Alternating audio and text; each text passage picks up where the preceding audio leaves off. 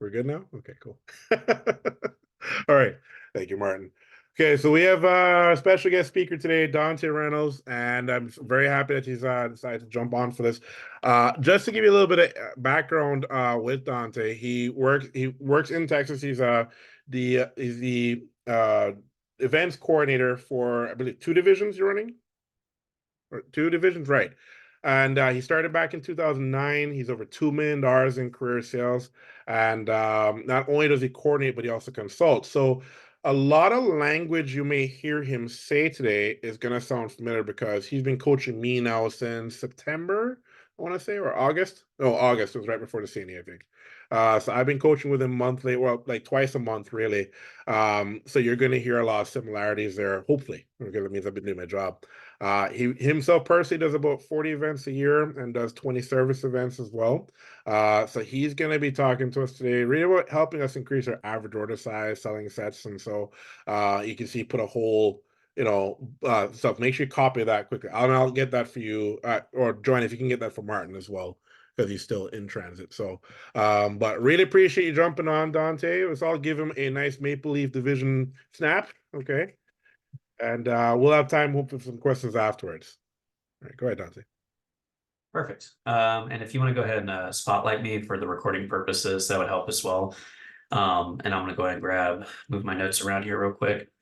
All right, perfect. All right, guys. Well, I appreciate you guys having me on here. When Rob reached out some time ago about needing a guest speaker for y'all's team, I was more than happy to oblige for it. Just, I don't know if I said that right, but you know what I mean. Point being is that I'm really excited to see Canada making a lot of updates and changes with when it comes to the events program of things. I'm not sure if any of you guys have lived in the US before or worked in divisions in like the Southwest or like in the West or the East or anything like that. But after working with Rob over this last number of months, I've learned a lot of stuff, and I've been really proud to see Rob make a lot of updates and changes. But something that always I try to remind everybody is that updates take time. And one of the main things to remember is as long as you're doing the right things over a long period of time, good things are inevitably going to happen. So one of the things that he wanted me to speak to you guys today was basically just giving you guys some tools that are going to help you guys specifically today with the new customer script. And these are everything I'm going to share with here today is just purely designed to help with your average order. You know, it's funny to me that Rob mentioned that stat from one of y'all's big shows recently where you guys had the two booths at. And when we were talking about that event, you know, some time ago and getting a second booth and doing all that kind of stuff, you know, sometimes when you're adding a second booth, it's not the great spot, but you do be able to maximize the opportunities they're giving in front of you. And if I heard you right, Rob, I think it was 16K at that booth over 4 days with 16 orders. So about a $1,000 average order, excuse me, $1,000 average order over the 4 days. And by the way, guys, that is one of the biggest needle movers that there's about 5 teams in the US, 5 or 6 teams in the US that kind of are in their own tier as far as when it comes to elevating events. And so when I started on the events team in this is gonna sound weird, 2013, that was over 10 years ago. And that was back when the average orders at shows were anywhere between like 150 and 250. And nowadays, a lot of the best teams are not below 500. 500 is kind of like the gold standard right now. And a lot of the really good teams, like the ones that really do a great job with this across the board, usually float around that 550 to 700 number. You know, it ranges on year to year basis. So what I'm here today to do is to basically just give you guys basically a few nuggets to help you guys with your new customer script and show you guys how I use the binder that we use to actually show customers in a visual way to where people are more inclined to want to buy more sets and packages. And so, as you guys noticed, I posted my notes in the comments there. So feel free to copy and paste that, or just follow along as we go through this. And I'll leave some time open for Q&A. And Rob, just so you know, I have a hard cut like in 55 minutes, so I'm going to get as much as I can out, and hopefully leave some time for questions at the end. So if you guys do have questions, please write them down. And if I need to dive deeper into a few topics or reiterate them, I'll gladly do that as well. So we're going to keep it really simple. Got 4 main bullet points that we're going to pick apart here today. So specifically on the new customer script, and whenever I'm teaching our reps, whether they're launching from training or they are been on the program for 5, 10 plus years, the Cutco scripts change every year. And that's something I always tell our team. The scripts that we have today, like what I'm teaching you guys today, is going to be different a year from now. And it was different 3 years ago, it was different 5 years ago, and it was very different 10 years ago when I was first taught how to sell Cutco at events. And I've been really happy to see the progress a lot of people have made. So I'm just going to give you guys the current stuff that we use with our program. And I hope you guys like it. I hope you guys are super excited about it and you guys can implement it right away. So let's hit these bullet points. So first bullet point I'm going to talk about here today is going to be the power intro. And not just like, hey, you have to smile really big and be positive. It ain't just that. There's a couple of key things and key ingredients that you need to have a really strong power intro to make a really good impression within the first probably 10 to 15 seconds that you interact with a brand new customer. Number two, we're going to talk about is the quality demo. You have to do a short, sweet, quality demo with the customer. And there's a couple of small things and that we made updates and changes on that have really impacted our bottom line. So when I say like we made small changes, I'm not too familiar with the scripts that you guys use in Canada or anything like that. But what I can tell you is that Cutco is the same product across the board. And what we're doing right now is the scripts that we have are just picked apart from all the best programs, and we just kind of all use basically for the most part the same thing, just a few minor differences. But the point I'm trying to make with you guys is about 80% of what I'm going to tell you guys might actually sound pretty familiar, but it's not about that. It's about the extra 10, 20% of the little tweaks and changes to make it even more efficient. So I don't know if you guys, this is a great example of, I don't know if you guys went to Net. I want to say it was 2 years ago. Yeah, it was 2 years ago when Brandon Brown gave a talk. And Brandon gave a really good message on how we basically talked about being a grandmaster, which related to chess. And really the essential part of his message that I took away from that was there's a million different lines to use and a million different things to do when it comes to selling Cutco at events. However, there's a time and a place for everything. You can know how all the pieces move in chess. Like that's step one. You got to know how the pieces move. But then step two after that is knowing when to use them correctly. It is the same thing when you're selling Cutco at events too. It's okay.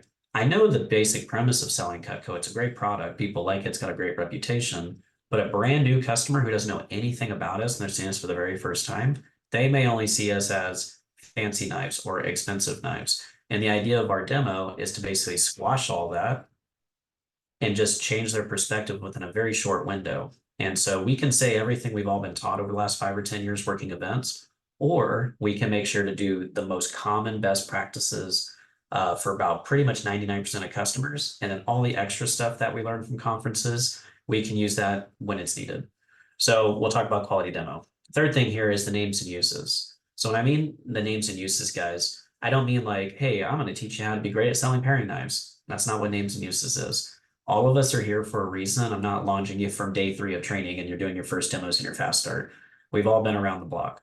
So when you think about names and uses, you have to think less of it as like, oh man, am I going to be taught a new way to sell a spatula spreader? It's like, no, I'm actually going to teach you how to say less things and to sell bigger sets. And what we find is that you don't need to do names and uses of the homemaker set. I haven't done the names and uses of a homemaker set without a customer asking me in probably 2 years. And I'll tell you why here shortly.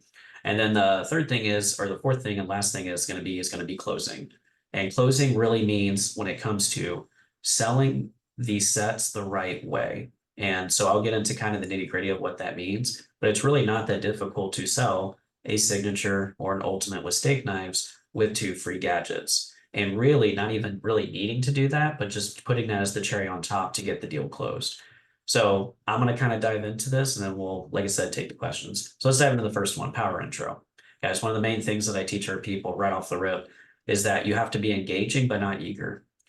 So I know I'm not too familiar with you guys. I know I met Martin over at Net. Rob, obviously I know you, but I don't think I know the rest of you guys here very well. So hopefully I'll meet you guys at some point in time. But for the time being, guys, one of the main things you have to know about me personally, I am actually a super introverted person. I am not like that dude that goes out to like the parties and meets every single person, all that kind of stuff. It's just not my style. You want to have a good time at the party and go party till 3 a.m., talk to my wife. She is a ball. She is a social butterfly. She loves all that stuff. However, what I've learned a long time ago with Cutco is that you don't have to be that way to sell lots of Cutco.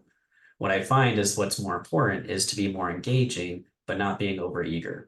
I don't know if you guys have ever worked with someone before, like at a show, and you have that one person who's just like pop, pop, pop, bubble, bubble, bubble.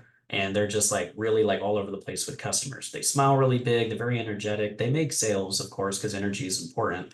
At the same time, that they're not very consistent sometimes. Like if they're eager or like they're overly excited or overly energized for no really strong reason, sometimes that can make customers feel weird. Or if they're over eager and they don't have their scripts memorized or anything like that, you're not going to have consistent results. So what I find is that if you can be engaging with customers, I'm not saying being hype with them, but if you can be engaging but not over eager, you're going to get more people to give you more of their time.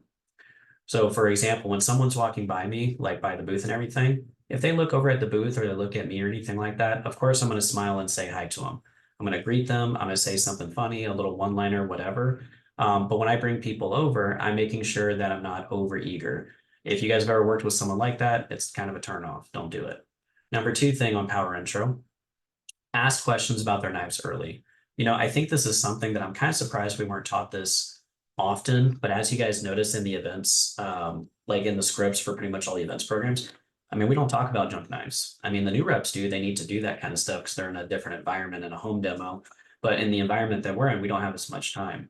So one of the things that I learned actually from Burt Wicks up in Minnesota that they taught their guys is after they greet them and ask, have you heard of Cutco before? How's the show? That kind of basic stuff for a few seconds. Just learning to ask them right off the get-go. It's like, hey, just curious, how are your knives at home right now? Or how's your knife situation at home right now? And just giving people the space for about 10, 15 seconds to tell you straight up, like, I love my knives, which they rarely say, because the reason why they probably stopped is because they don't love their knives. They may like their knives, they may think they're okay for what they do, or they might straight up hate them. They're like, we've been talking for years about how crappy our knives are, or I'm really tired about how dull they are. He has to sharpen them all the time, every time we use them. Think little things like that. Guys, I can't tell you how many times I've had customers come up, I talk to them, I'm like, hey, so I know we just met, but just curious, like, what's the knife situation at home right now? Do you guys like head over heels in love with your knives, or are you just kind of getting by with what you got? 8, 9 out of 10 times, it's usually the latter. Yeah, I mean, they're okay. I mean, they're all right. And then my response to them typically is like, just all right. Oh man, that's not super exciting. Well, hey, if you don't mind me asking, what's kind of the main problems that you have with some of the knives? And then they're always going to tell you the same stuff. It's either going to be they're always dull. And by the way, I love it when people tell me I got to sharpen them like all the time. That's a very common one I get. I just got to sharpen them all the time. It's kind of annoying. And then my response to them after that isn't assuming like, oh, do you guys sharpen them like every day or something? No, my response is another question. It's going to be something along the lines of, so when you say, this is a key line to use, whenever they tell you something they don't like, you repeat it back to them and then let them give you a better answer. So when you say that you have to sharpen them all the time, what do you mean by that? Do you sharpen them like every couple of years, every few months? Like what are we talking here? And then they're always going to say, like, oh, I got to do them like every time I use them. I got to sharpen them every day. I got to sharpen them at least once a week, whatever. Whatever that they tell me, it's just kind of a light bulb moment where I light up and I go, every week. So when you say you have to sharpen them like every week, like you mean actually like every week or like every day or every time you use them. Holy cow. Well, the struggle is real. So I am sorry that you're going through that. It's a tough time for all of us. I make little cheesy jokes like that. It usually gets chuckles, laughs, and smiles. It creates a positive energy early. Be engaging, not eager. This is part of that.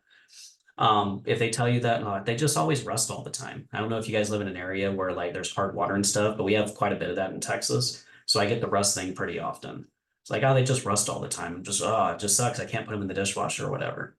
So you can go this way one of two ways, or go this direction one of two ways. If a customer tells you like, oh, I mean, they just rust all the time, are you going to be rep A that goes like, oh, the great thing is Cutco's dishwasher safe?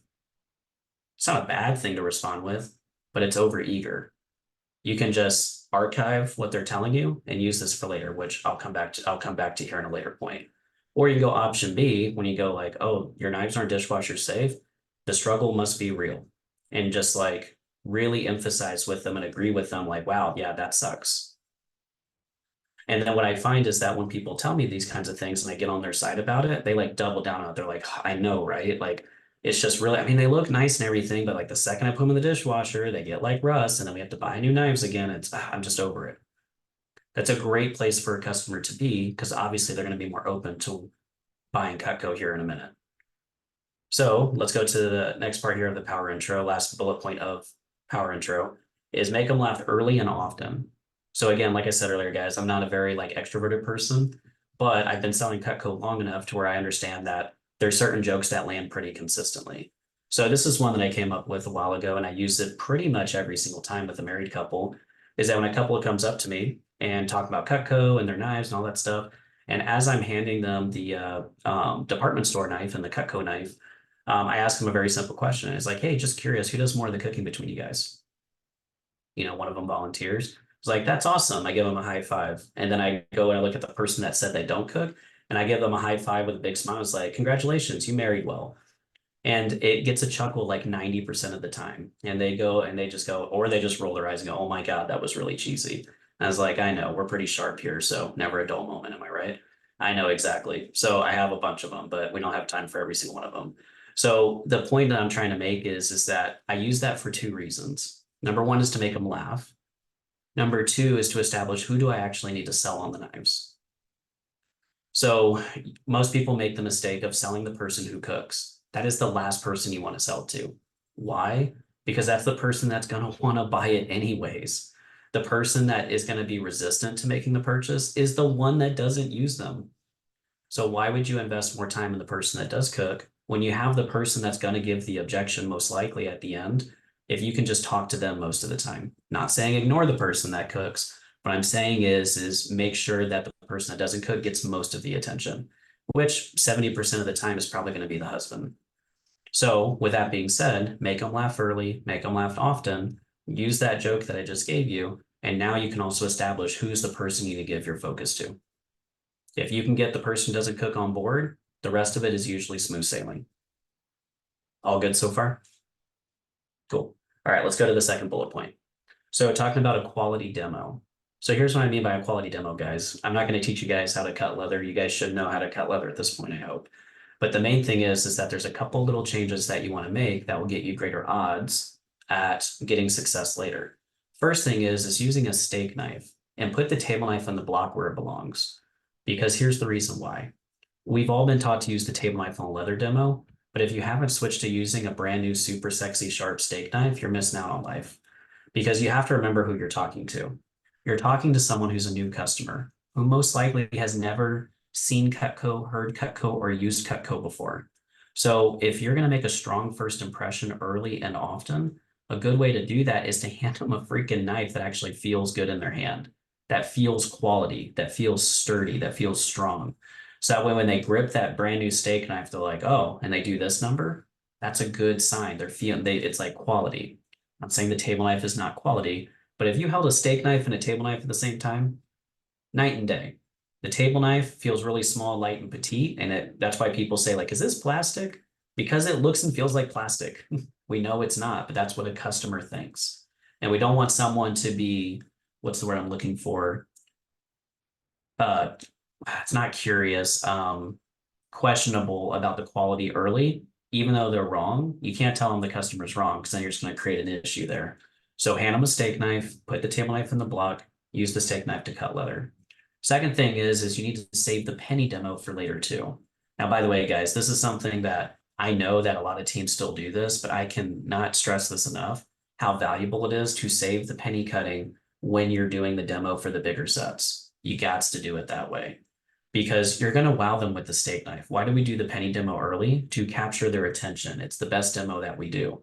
Don't do the best thing that we do at the beginning before they're even really considering buying Cutco. You want to do that at the end when they're actually thinking about buying a set of knives from us. So save it because that's the scissors that comes in the two larger sets. So save the penny for later. Third thing here on this part is use the reason they don't like their knives into the guarantee. So I mentioned a comment a little bit earlier about like, yeah, tell me like, what's the one problem that you have with your knives? Or what's like the main issue you have with your knives, however you want to word it. Have them ask it in a way where they give you information. Don't jump on that information. But if I have a customer, like if Rob's my customer and he says like, my knives just, they're dull all the time and I just really hate it or whatever. Like, oh my gosh, like, oh, I'm sorry you're going through this. We're all going through a hard time together. You know what I'm saying? So the struggle is real, but when you say that your knives need sharpening all the time, what do you mean by that? Do you mean like every year? Do you mean like every few months? Like what's kind of the range that you're in here? Oh no, it's like every time I use them. Every time you use them, holy crap. Well, sorry, you guys are going through that, that's not obviously an ideal situation to have to sharpen your knives every time. I archive that information. The number one reason they hate their knives is because they dull all the time. So I'm going to remember that when I get to the guarantee. So when I get to the sharpening part of the guarantee, I'm going to really emphasize that. So here's how I would roll this situation. I do my demo, I get to the guarantee, and I start explaining. Once I get to the sharpening part, I'm going to emphasize it. It's going to sound something probably like this. Like, hey, in the next part of the guarantee, Mrs. Jones, is we actually do free sharpening for our customers for life. So I know you mentioned earlier, this is how you can tell a customer you're listening. I know you mentioned earlier about how you have to sharpen your knives pretty much every time you use them. Is that right? I already know they're going to say yes, but it's to get them to confirm that. And they go, yeah, like I said, every time I have to use them. Like, great. So here's the deal. Cutco knives are going to stay sharp on average about 7 to 10 years. And inevitably, when they're going to go dull, instead of having to buy a set over and over and over again and wasting money, you can actually just send them to us and we'll sharpen them for you for free. In fact, I've had customers who have had them longer than 10 years that really don't cook that often, who have had them for 10 to 15 years before sending them in for sharpening too. And in fact, we've even had some customers like, and if you guys don't have a happy customer list, I'd recommend that. Keeping it on the table for when you need this. You know, we have customers here that have had it 30, 40, 50, 60 years who have only had it sharpened 2 or 3 times. It's pretty amazing. That little tidbit right there makes it to where the customer knows you're listening and you're going to solve their number one issue why they don't like their knives. And if something else comes up, you can address it, of course, but that's the reason they told you. Let's go ahead and go to the third part here, which is names and uses. So these next 2 parts here are going to be absolutely critical if you want to improve your average order. So make sure to perk up your ears for this part. So when it comes to names and uses, you'll see I have a note on there that says, highlight only the signature and ultimate pieces. And here's why. When we're taught how to sell Cutco, we do like, this is your paring knife and da-da-da, this is your trimmer and this is your, and you go on through the list, right? You have to remember the environment you're in. You're in a booth. You're at a trade show with someone who's probably never heard of Cutco. You want to cut every little bit of fat that's probably not needed out of your script. And what we found is that we don't need to demo a paring knife on a Homemaker Plus 8.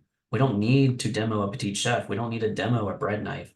People know what that stuff is for already. So I feel like what would be helpful is I can just do my names, and I'm not going to do the whole thing, but just the basics so you understand where I'm going with it on the names and uses, because you should be able to complete all of your names and uses in about 1 to 2 minutes for the whole thing. When I mean the whole thing, I mean Homemaker City Ultimate. So here's kind of like the brief, like spark notes of how it sounds. It's like, hey, Mrs. Jones. So just so you know, we have our 3 main sets that most people usually look at when they're buying a set at Cutco.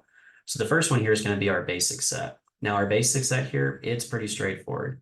It's going to get you all the knives that you're probably familiar with already that pretty much get used almost every day or every week. You get your paring knife for your small stuff. You get a utility knife for your tomatoes. You get a carving set for your meats and chickens. You get a butcher knife, a chef's knife, a bread knife, and a few other things too.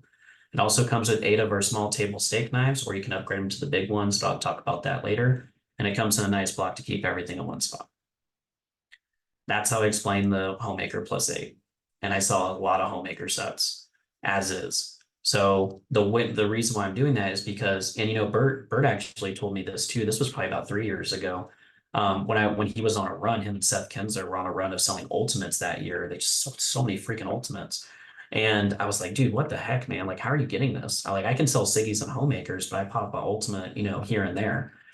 And he said, well, why do people buy the Siggy and the Homemaker set? And I'm like, I'm guessing you have an answer for me. And they said, well, people buy what we sell them. If you do a really great job selling them on the Homemaker pieces, what are they going to be inclined to want to buy? A Homemaker set. However, if you can sell them on the pieces that are exclusive to the Signature and the Ultimate set, what do you think is going to happen then? And I was like, guessing they're probably going to buy one of the 2 bigger sets. And he's like, yeah, if they can afford it, then there's a good chance that they'll buy it. Because here's the reality. The pieces in the Ultimate set that are exclusive to the Ultimate set are like literally some of the we make. I don't know about you guys, but I use a lot of pieces in the Ultimate set more often than I use most of the pieces in the Homemaker set. And then that's why people love the Signature, because those 3 knives are so easy to sell, and the scissors, obviously.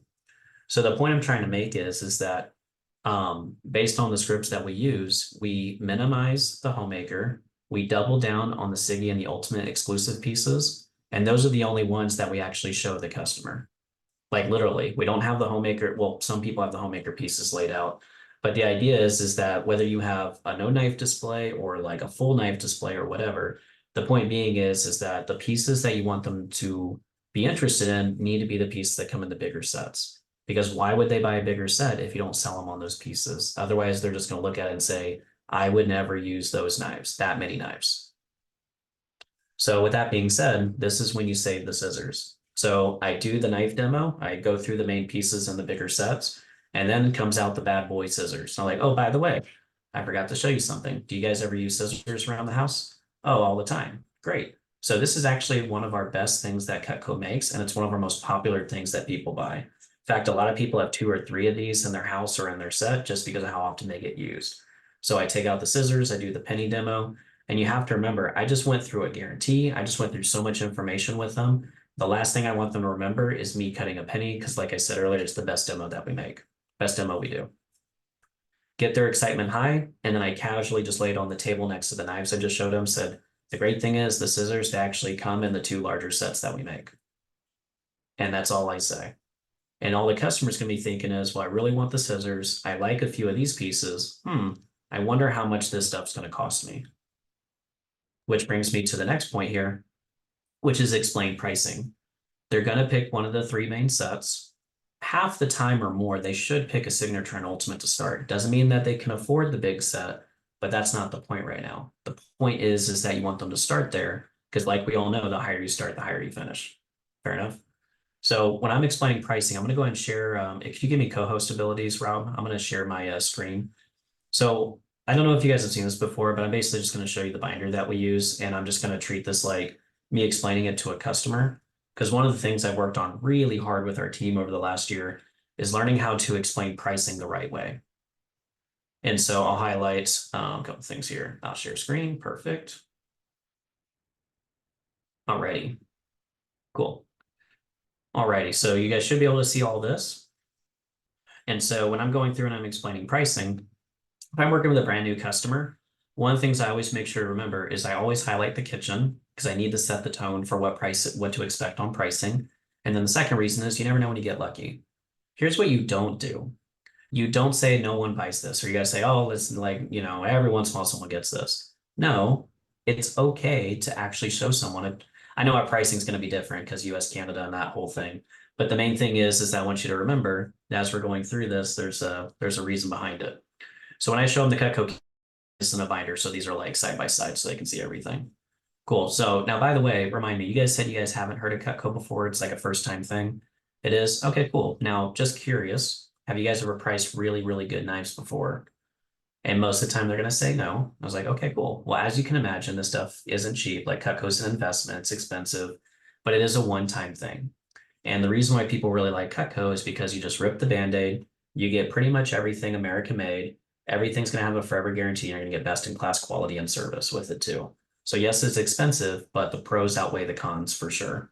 So I'm just going to show you our biggest package that we make, if that's okay with you. I'm just going to rip the Band-Aid off. And then you tell me if there's anything else besides knives that you guys might be in the market for today. Sound fair? Cool. Now, by the way, pause right there. Can you guys see how like I'm framing their expectations? Can you see how like right afterwards I'm saying, hey, if it's all right with you, I'd love to show you like just rip the Band-Aid and all this other stuff. And at the very end, I always say something like fair enough. And then they'll go, yeah, that's fair. You can show me. Cool.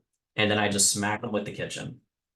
And by the way, I smack them with the kitchen and I sit there and I walk them through and I really try. And when I say I really try to sell them, I don't mean I'm trying to hard sell them, but here's how I'm phrasing the kitchen. Hey, so right off the rip, Miss Jones, this is our full package. It's called our Cutco kitchen. And again, like I said earlier, you're going to get something that's American made, guaranteed forever, best in class quality, best in class service. So it's a one-time deal. It's basically, think of it this way, like getting new cabinets, new countertops, high-end appliances or furniture for the new house. It's stuff like that. We'll spend like tens of thousands of dollars on like our kitchen appliances and our countertops, but then we'll throw like a $200 set of knives and a $300 set of pots and pans in the cabinet that's going to be replaced anyways. Doesn't really make a lot of sense. So what we did is that we just made a package. It's about a $15,000 package and we discounted to 12,500. You get a discount whenever you buy everything all together. Now, just so you know what that entails, it's not just going to be knives. It is going to have the full complete set with the big steak knives. You also get your forever flatware because I have it all on the table, so I point at it. You get your 60-piece flatware set, so it serves for 12. By the way, this is something that's used every day. It's not like grandma's silverware. It's actually practical. It's beautiful, but it has a great personality too. So you can actually use it every single day. And then the third thing here is going to be all of your gadgets and accessories. So I have customers all the time that tell me like I have 5 can openers and I have 5 ice cream scoops and 3,000 peelers I bought, 5 or 10 bucks a pop, and we know how that story ends. So just imagine cleaning out all the drawer space and minimizing down to one complete set of gadgets that you have to buy at the store again. That's what this is. And then the last thing it comes with is going to be our full line of professional grade waterless pots and pans. And I don't know if you're familiar with waterless, but basically the idea is you can steam your vegetables without the excess water. You can do your meats, your raw meats directly into the pan. And once they sear, they unstick and cook like normal. And you can actually do eggs in the fry pans without sticking. It's pretty awesome. This is the only pans that I've personally used since basically COVID started. We literally have no other pots and pans in our drawer and they still look like new. And so I'm not sure if you'd be interested in any of this other stuff. If you are, I can work out something with this. Or if you don't need anything extra and you just want knives, I can show you just knives if you prefer that. See how I'm phrasing it to where it's not like coming off too salesy. It's just like, this is what your options are. And that's kind of the place we want them to be in. And the main emphasis obviously is we want them to see how much they could spend and set the tone for what to expect. So let's go ahead and keep moving forward here. So let's say they go, because most of the time, like 90% of the time, they're like, I mean, I get it, but I don't want to spend that much or I don't need that much. But how much are just the knives? That's almost always how it goes. Cool. Yeah. So when it comes to a set, which set are you looking at? Let's say they pick an ultimate set. Okay, great. Complete set it is. So let's see.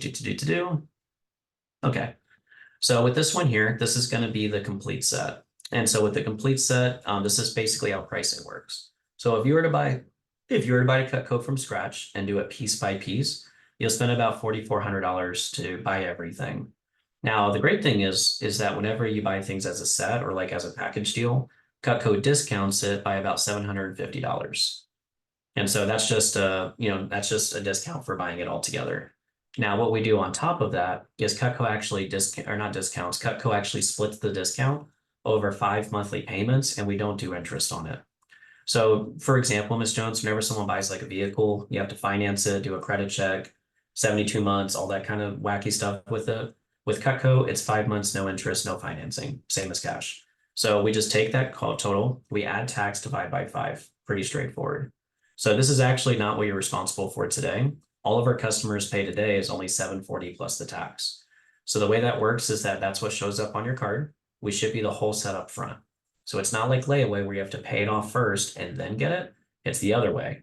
So you pay the first payment today at the show to lock in your deal. We ship you everything up front, again, about 1 to 2 weeks. And once you have it, use it for 3 weeks at your house. And at the end of the 3 weeks, if they aren't the best set of knives that you ever purchased, then just give me a call or call Cutco. We'll send you an ARS tag to your email, slap it on the box, and get your $700 back. Super simple.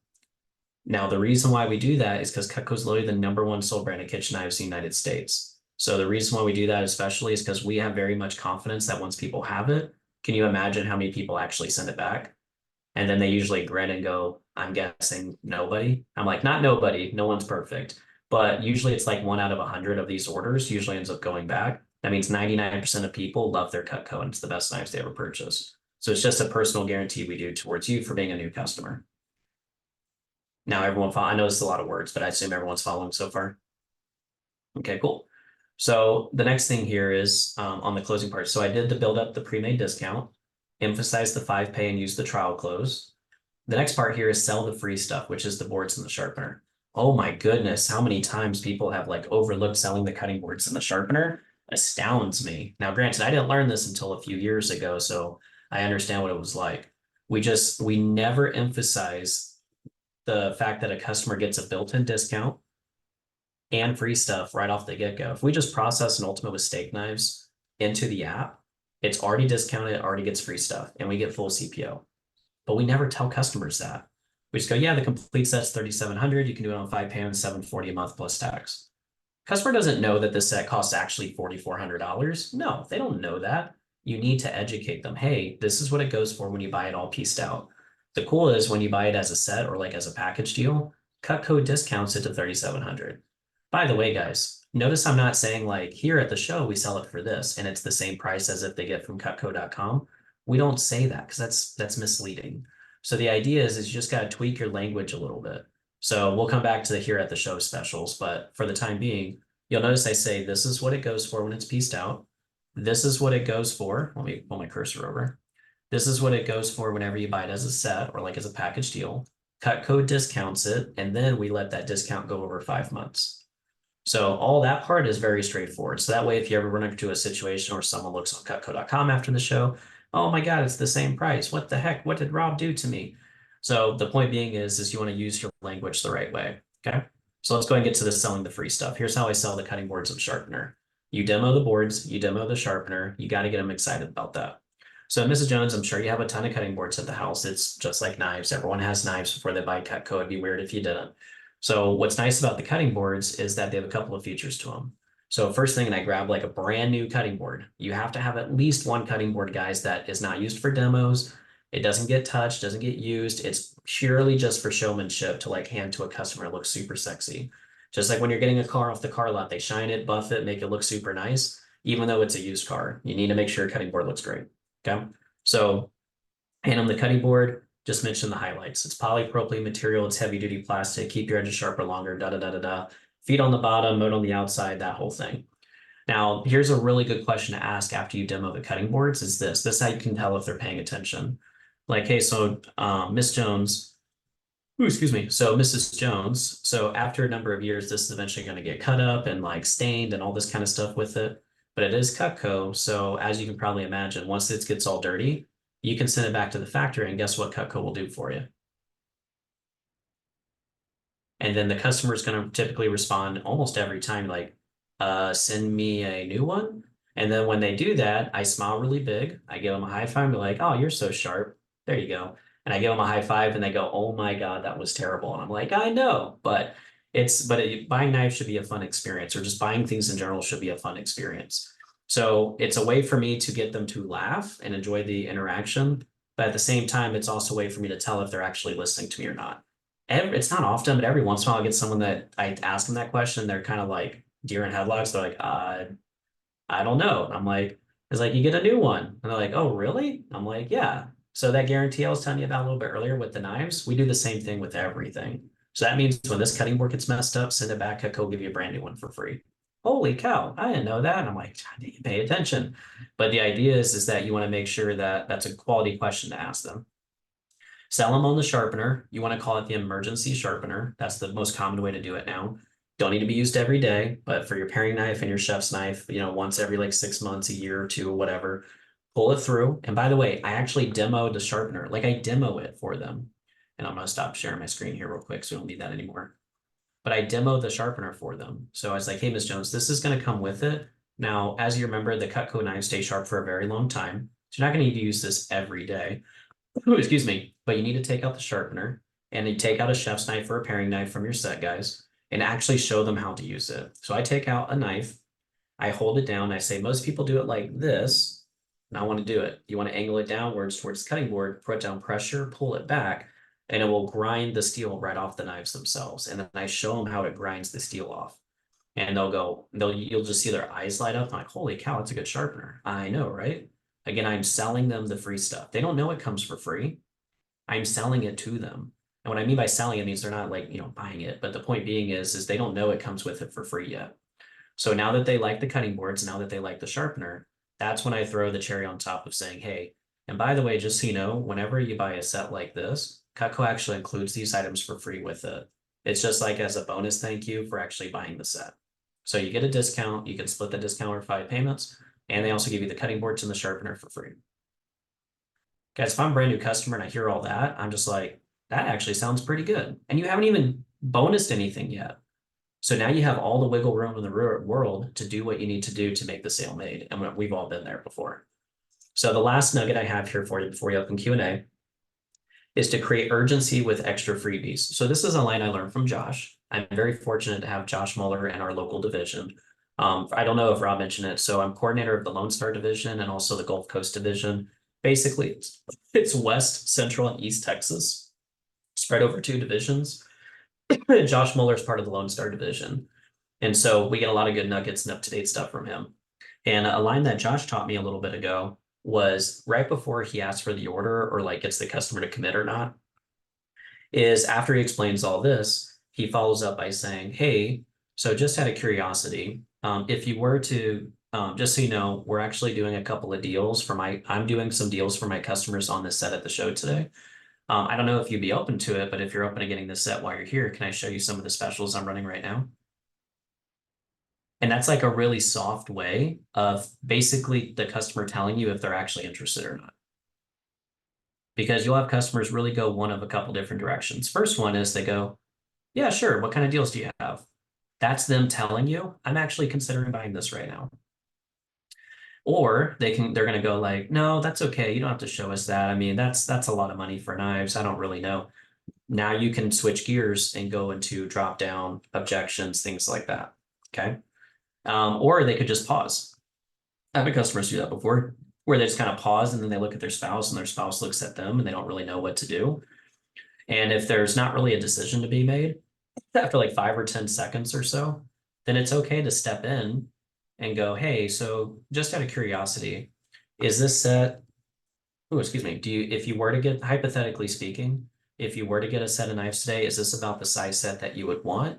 Or would you want something a little bit smaller? Because we do make smaller sets if you want to take out a few of these knives and kind of give them a lifeline. If they can't make their own decision, just step in and say that.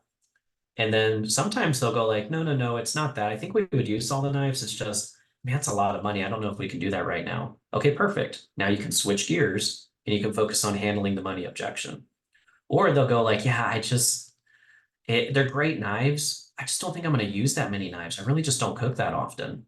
Okay, cool. Switch gears. Now you need to handle it's too many knives objection. Hopefully this is all sticking for you guys.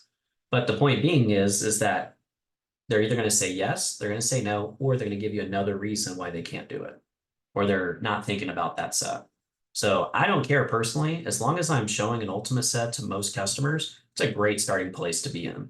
Because when I drop to a signature or maybe a homemaker set or maybe something smaller than that, then you're going to have a lot of good people that are going to, I mean, if you look at this and then you scroll down and look at a homemaker set, you're like, oh my God, it's $2,000 less, sign me up. So the point being is that if you only are good at selling homemakers, you're going to miss out on massive opportunities for bigger average orders. Because the reality is we're going to get those 2-piece orders. We're going to get 5 pieces. We're going to get buy 3, get 1 frees. You're going to sell galleys on a discount sometimes. All that's going to happen to you. But one of the biggest needle movers moving forward with your average is just being good at selling the bigger sets. And these are the ways that we find currently in 2024 Cutco that work for us. So I hope this works for you guys too.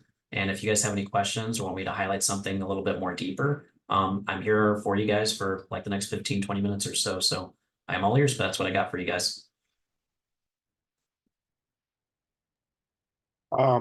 Yeah, that's awesome. Anybody else like tore up a bunch of notes just now or like flew through it?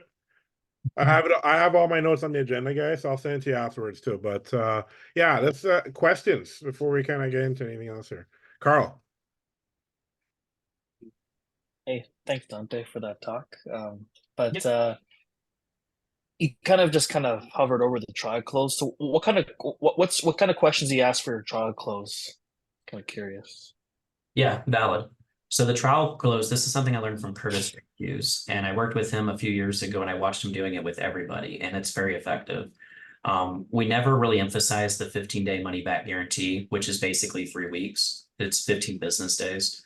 And so one of the things that I learned from him was when he's emphasizing the payments, he emphasizes the payments. He talks about the full amount like 1 time, and he talks about the payments like 3 times.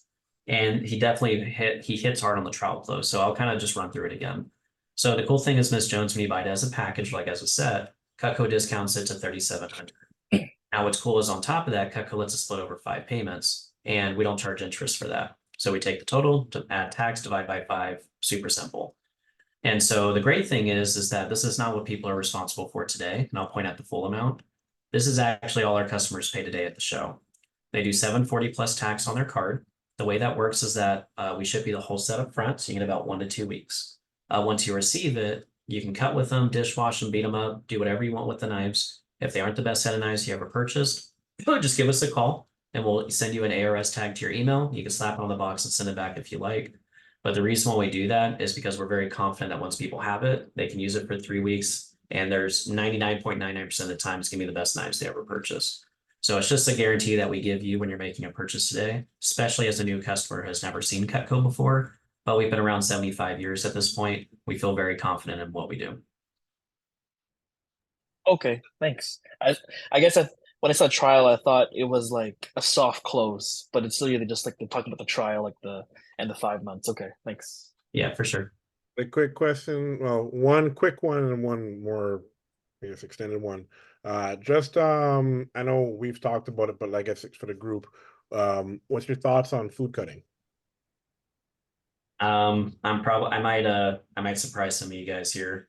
I can't remember the last time I've cut a piece of food at a booth, to be honest. I don't say it's a bad thing. I'm just saying it's an unneeded thing because we were taught since baby reps that you cut 5 pieces of food on every demo, right? And then when you start working events, you're like, cut a tomato, cut a grape, cut celery, cut potatoes. I think the potato thing is fine, but I've seen so many great reps not use potatoes and sell a lot. So the only thing I've ever seen a really good rep really use nowadays, and it's so rare, is a potato cheese knife demo. That's it. But outside of that, we're not buying groceries and stuff. We do the leather, we do the penny, and then what I went through with you guys is the script we use for new customers. Yeah, I think what my mentality with food cutting was, if you're cutting up lots of food, you're promoting selling less pieces because they're gonna buy what they used versus not cutting food. We're not selling knives, we're selling packages, and we're focusing on, the overall there. So, because I got a good way to put that for yeah, sure. So it is true, by the way, because what we found is like back in the day when we would cut like all these pieces of food, is that we would have people that would quickly find their favorites and you would start selling more pieces. You get people focused on pieces versus sets. The reason why we have them cut is like, well, we want them to cut with this so they can see the quality, right? But that's what the leather demo is for. That's what the penny demo is for. Just let them use one knife so they get the point, and then the rest of it should be cake. The way you sell a set is not by this. It sounds so backwards. The way you sell more sets is not by actually cutting more food. It's just doing a better job with the scripts that you use and really highlighting the main bullet points, kind of like what we did today. Just really double down on the important parts of the demo and really just kind of wash away the stuff that doesn't really matter as much. And you can get the same amount of work done or like get better work done in lesser time by just making those tweaks in your strips. yeah, and also I think you might take for granted when you're saying that we all know how to cut leather.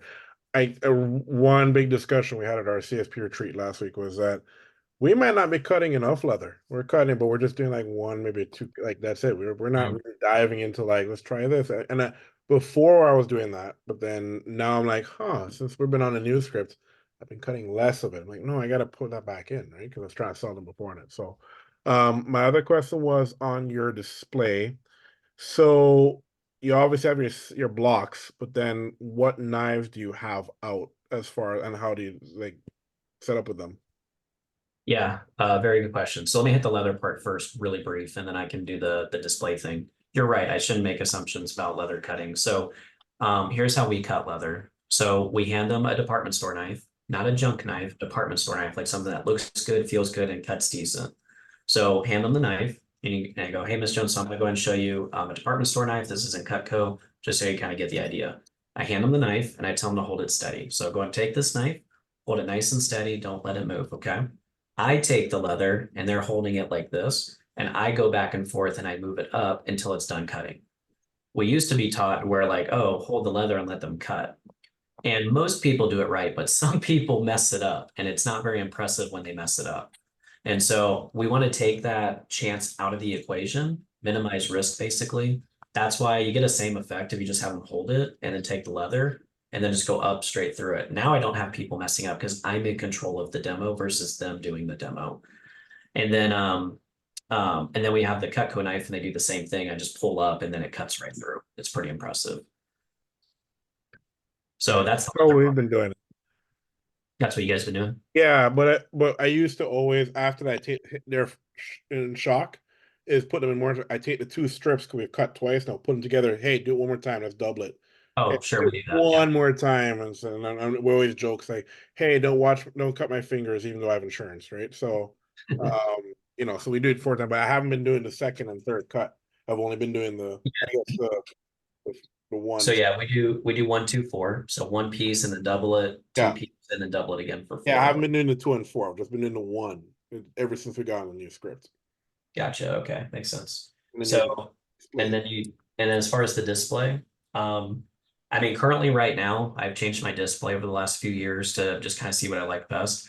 I'll kind of run you through. So the first setup I did forever was I would have 2 display boards. I would have one display board with the homemaker pieces, and then I'd have all the cutting boards and the brochures in the middle. And then right next to that, I would have all the ultimate pieces. And by the way, that works fine. Like Seth and Bert do that setup.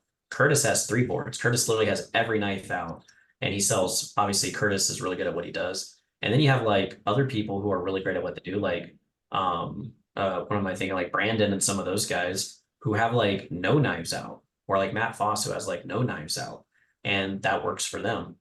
For me and Josh, like I kind of adopted more of Josh's display where he has the sets out, like the block sets. But we only have one display board out now, and what's on the display board is just the super fan pieces. I don't know if that language has made it up to you guys yet. It's all the pieces that don't go in the ultimate set. It's like 10 or 12 knives that are in there. So anything that doesn't come in an ultimate, I have on a board on display. And so those are the only knives I have out. So that way it attracts attention. People want to come up and actually look at the knives that are there. And so, but I never really have an issue of selling those in pieces. It's just to get people to come up and then people to be focused on still buying a set versus pieces. So you're okay with people grabbing the knives? Yeah, for sure. I'm also living in Texas, guys, so it's like that's totally normal for us. And so the idea is like I just have my display board out, and we have like a little glass case that covers like the handles. So like the only way if someone really wants to grab them is if they just like grab the knife itself and pick it up, which is pretty rare if that happens. Yeah. What I'm switching to now is, so we have the homemaker set on one board in black.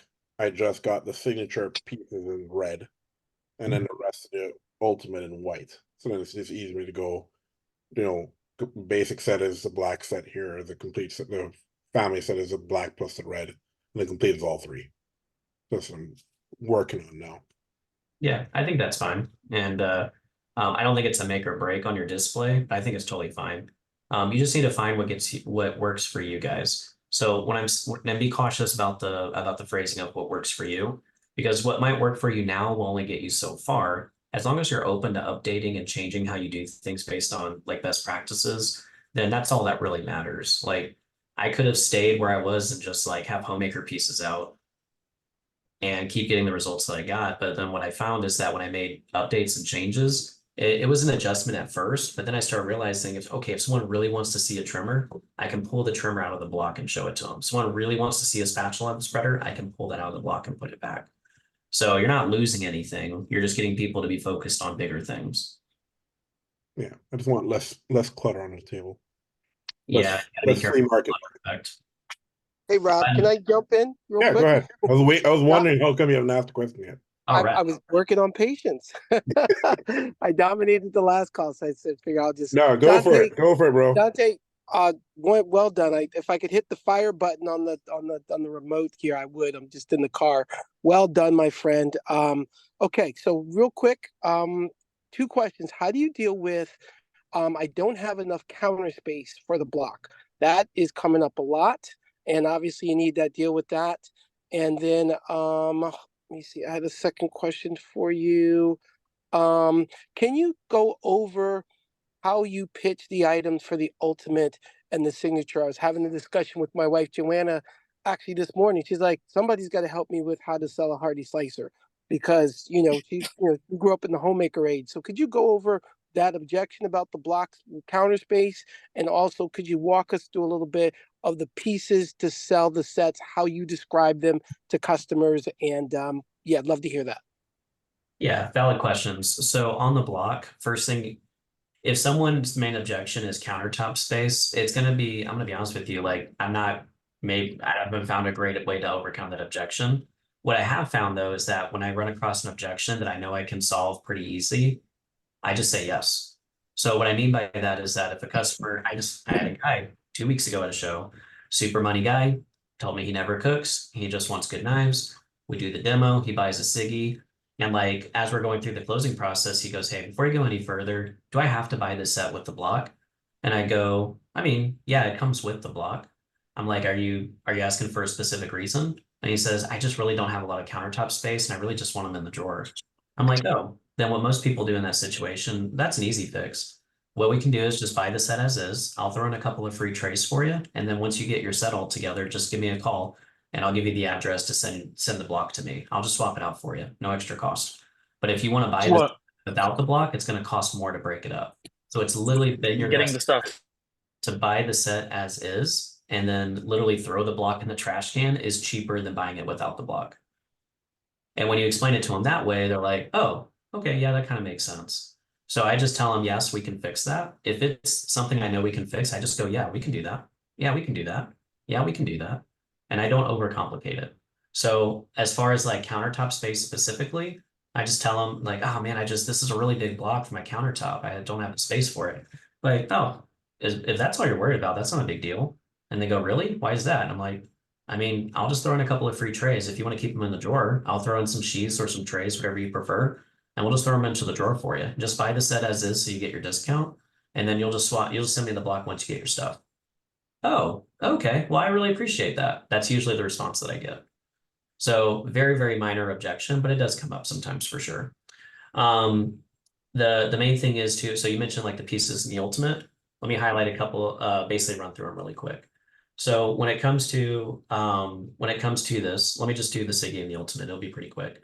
So this is our basic set. I already did that for you guys. So now the next set we have here, Miss Jones, is our family set. The family set's going to come with everything the basic set has that I mentioned, but it's going to have 3 of our most popular add-ons. So the first thing it's going to come with is going to be our mini chopper. This is great for people that love to chop vegetables, but maybe don't necessarily need a knife that's this big to do everyday little things like celery, cilantro, carrots, things like that. So we have this little guy right there. And then obviously they like the Petite Santoku. It's an easy knife to sell. The next one here is going to be our heavy duty knife. Now the heavy duty party slicer. The heavy duty knife is really, it's not the barbecue knife anymore. You got to call it the heavy duty knife. The reason why it's the heavy duty knife is that it's one of our best knives for doing sweet potato, sausages, salami, ribs, anything that's off the grill or out of the oven. This is for the best knife that I use for those things. It looks like a chef's knife, but it has a carver's edge, so you kind of get the best of both worlds. It's not going to dull as fast as a chef's knife, but it will cut just as well. So this is good for all your cooked things like that. So hearty slicer, that's how I sell it. Usually don't have a problem with it at that point. But like I said, sweet potato, pepperonis, sausages, salamis, racks of ribs, whole chickens, anything that's off the grill or out of the oven, that's typically the most popular uses. And I do emphasize to them about how it's like a chef's knife with a carving edge. So it doesn't dull as fast as a chef's knife, but you get a similar effect. That's kind of the idea that I like to put it. And then last one here is going to be the knife for the sticky starchy foods. Have y'all ever used a knife like this before? No? Oh my gosh. Yeah, this has holes for anything like cheese, potatoes, sweet potatoes, lemons, limes, zucchini, cucumbers, anything that's normally sticky or starchy or soft, or I'm sorry, squishy. Sticky, starchy, or squishy. That's what I'm trying to say. It'll go right through that stuff really easy and it'll fall off because of the holes. So all of that comes in here. And then in our complete set, God, I'm getting blown up right now. Jesus Christ. Okay, cool. All right, I got a couple minutes. So the complete set is going to come with everything left. So I do want to make sure that, you know, when most people look at the complete set, they look at it and go, man, that's a lot of knives. Well, you're right. But the main thing is that once people know what they're used for, it's actually just basically a full toolbox for the kitchen. So kind of like how every tool set has like hammers, they have wrenches, they have screwdrivers, all different shapes and sizes for different tool or different jobs. It's the same thing with Cutco knives too. So think of it this way. Half of these knives are going to be for vegetables and fruits. The other half are going to be for your meats and your grilling. So do you guys ever barbecue every once in a while or do any meat every once in a while? 8 out of 10, 9 out of 10 times they say yes. And I go, cool, great. Now what I like about this is that it kind of comes with some of my favorite pieces.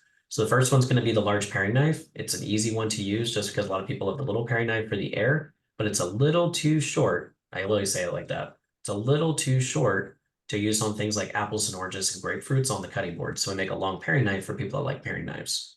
I just leave that there. You have your raw meats boning knife. Now this one's it's medium length. It's long, but it's really thin with a smooth edge. So that way when you're doing raw fatty chicken breast, you can actually cut through it without having to like saw it or rip it or anything. You just poke in and cut through. Cuts basically like a lightsaber. It works about 3 to 5 times easier on raw chicken than most of the knives that we make. Really great for taking membrane off the back of the ribs. Anything that's good for meat that's before you put in the oven or before you put on the grill, anything raw, this knife is great for.